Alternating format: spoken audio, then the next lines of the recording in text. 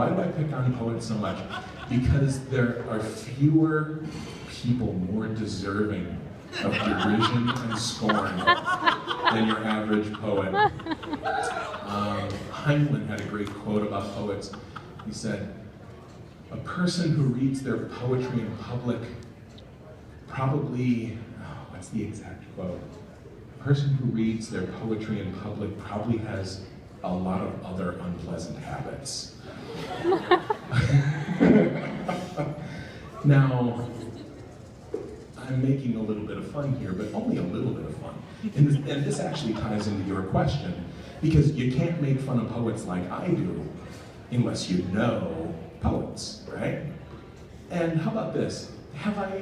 Are you a poet? No. Oh, okay. Glad you fess up to it now. But, you know, for those of you that are, or who maybe know a poet, have I said anything in the books that is untrue? No, I have not. Saying the truth is not the same thing as, like, really picking on somebody. And how do I know these true things? Well, because I've hung out with poets, and I myself have written poetry. You don't write a book like mine unless you've written some poetry. And this is actually a great example of the difference between me and my main character, which is like something that most writers understand very intuitively, and some readers like never understand that, like, I am not the same thing as my characters. It's especially difficult when your main character is first person. And so he speaks I, and I speak I, and he is a man, and I am a man, and we're both perhaps a little forthright in our speech, you know, and we share some of the same opinions, and so you assume that everything he thinks and says is something that I think and say.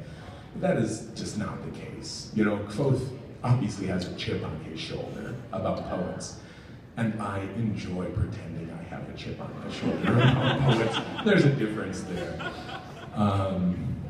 Did I bring any poetry? I carry a few pieces of poetry with me, just to prove that I am not a monster. Oh boy. What's that? Just the one? It's not a really good one, right?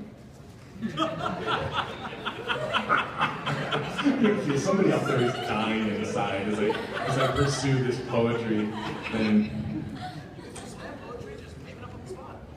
what was that? Slam poetry. Don't get me fucking started on slam. Slam poet. Oh, you drop that bomb and then you leave? That's right, you leave.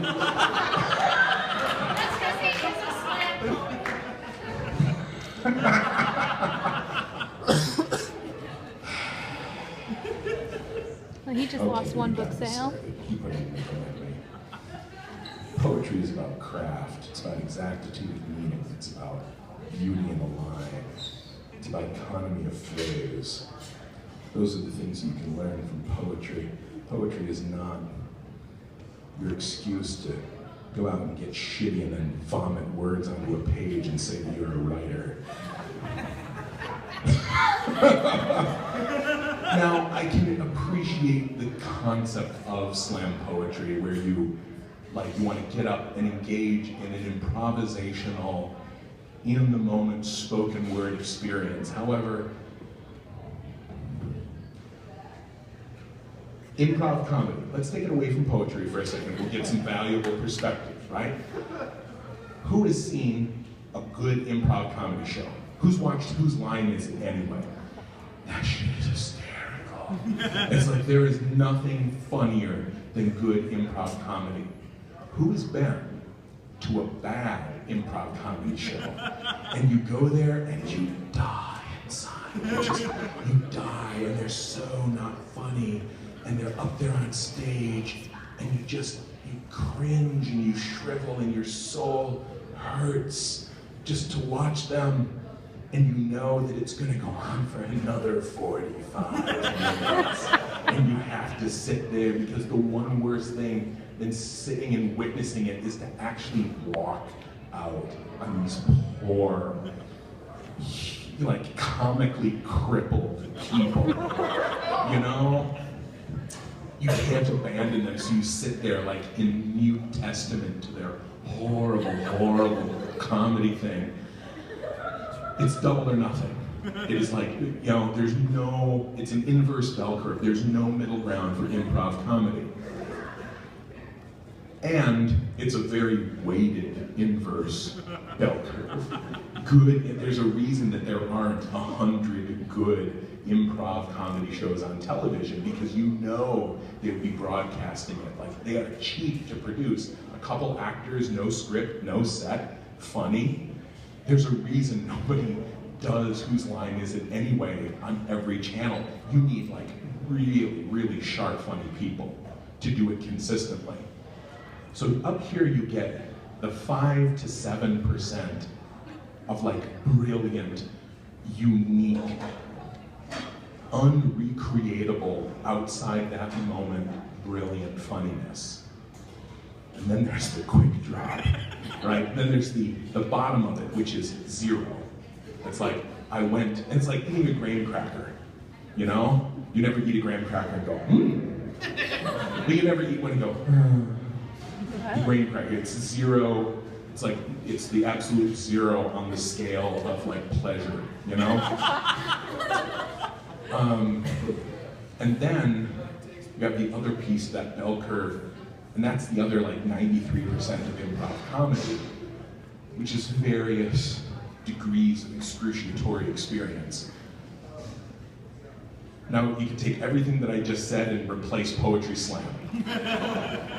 And I say this with a certain degree of love in my heart. And in some ways, the only way you can get up to this is by like going through the trial by fire. Like, you go out there, and like anybody who has done good improv knows that you need to do some bad shows and you fail to get to the good stuff. You know, you eventually get to this good improv, and eventually you can hone this skill. Like, probably nobody starts out as an awesome freestyle rapper, you know? You gotta suck for a long time. And then eventually you're like, okay, now I know how to do this. Still fucking slam poetry. I actually wrote something about slam poetry, and I wish I had it here, because I would read it. This was my perfect opportunity. I don't have it printed out. Okay, should I read a poem and stop just holding forth?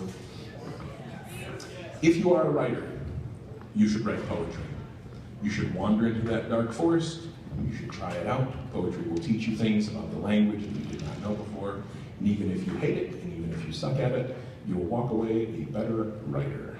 The end.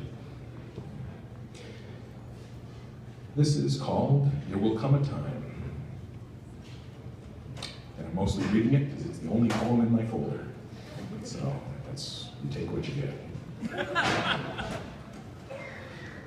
There will come a time when we will sleep together, awkward as elbows, not knowing where the arms go, which way the spoons face. And after the uncomfortable closeness of it all, we will lie apart, touching and retreating through the night. And there will come a time when you will bring me many irritated hours, kicking, taking covers, refusing to move, to stay on your own side, and I will lie awake, listening to you breathe without the will to wake you. And there will come a time when I, no longer nettled by your diagonal tendencies, will wonder how I ever slept with a whole pillow, a whole bed, and I will miss the chill impression of your feet the nights when you are gone. And there will come a time when we will casually tangle in our sleep, making loose knots of arms and legs, changing patterns like dancers, moving to tempo of sighing sleeper's breath.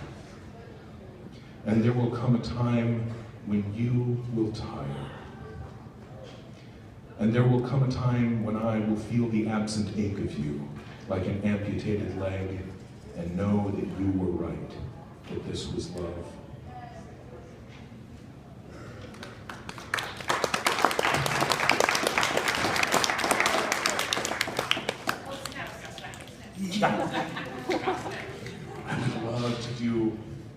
I would love to do a poetry reading, like a fake beat poetry reading, like a fake Kerouac, like everyone would, some bongos, somebody would, like, it's like, I was gonna read my own poems, but instead I'm gonna read some William Blake and play bongos.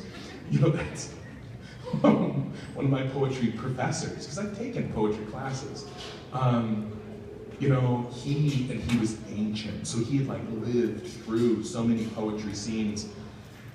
And he goes, you know, I say, I went to see Kerouac, you know? I mean, fucking Kerouac, you know, I saw the minds of my generation, naked and bleeding and blah, fucking blah. And so he showed up to hear Kerouac do his thing. He like showed up like bombed out of his gourd, and he's like,